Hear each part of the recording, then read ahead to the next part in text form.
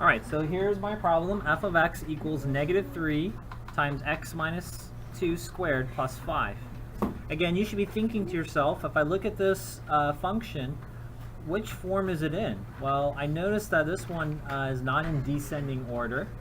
I recognize this one has parentheses and to the power of 2, so this is going to be vertex form. You'll notice when we do vertex form that you're able to find the vertex very quickly. I'm just going to go ahead and go through these 4 steps. So the first thing I'm going to do is I'm going to write vertex form above or below this. Okay, so this is my problem, and I'm going to write vertex form above it. Y equals a parentheses x minus h squared plus k. And notice how I want it right above all of those symbols, exactly how it is. Okay? I just wrote vertex form above or below my example. Now I'm going to find a, h, and k. My a value is what? -3. A equals -3. This is the hardest part of today's lesson. Your h value is +2. The reason why it is +2 because in the formula it must say x minus h. So I'm going to highlight this in red. And I'm going to show you guys 2 strategies to make sure you do not mess this up. Okay, the student who gets it wrong, it's really just the positive or negative that's wrong. The first strategy you can do is you can take your finger and cover up the minus signs. Then you can clearly see h is equal to 2.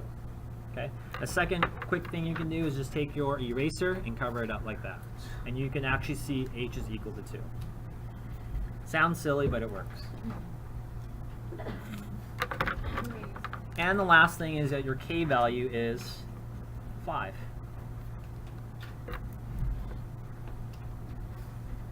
So in standard form, you found the A, B's, and C's. In vertex form, we're finding the A, H, and K. Okay? All right.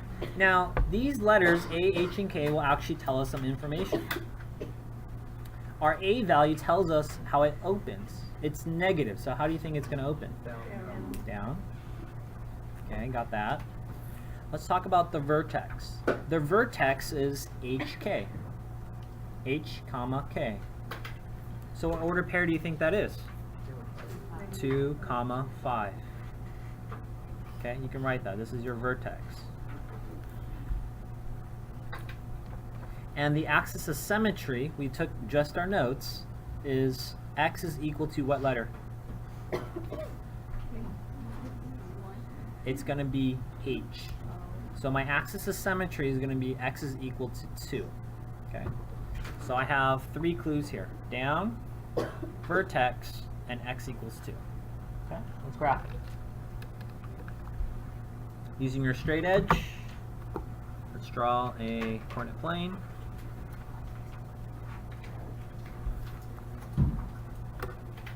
Class, this is the x or y? And this one is the y.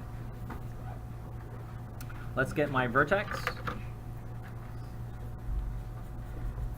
I'm going to start the origin. Class, how do I graph that?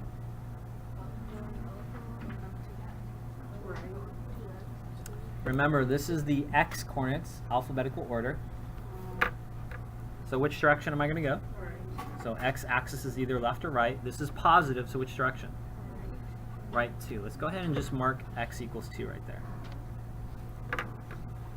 And then now where do I go on the y-axis? Up or down? Why'd you go up? It's positive. So remember, I don't have any tick marks there. So this is 2, 5. That's my vertex. That's the starting point of my parabola when I graph it. Okay. All right, let's go ahead and make this line right here x equals 2. Someone already said x is equal to 2 is already there. Now I'm going to actually draw a line or an axis of symmetry. We learned previously that the vertex is always on the axis of symmetry. So my axis of symmetry, x is equal to 2. Okay.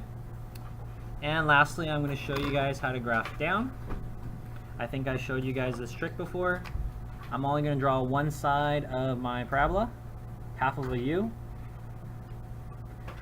In standard form, it was easy for us to find the y-intercept. Here we don't actually have that. It's a little bit more difficult.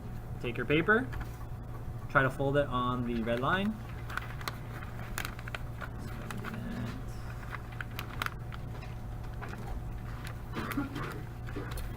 See if you can see the parabola you drew. Draw over it, trace over it. So we just folded our paper on the axis or line of symmetry. Come back. You'll actually see it, and go ahead and go over it again. Now you have two symmetrical sides. We have now graphed in vertex form.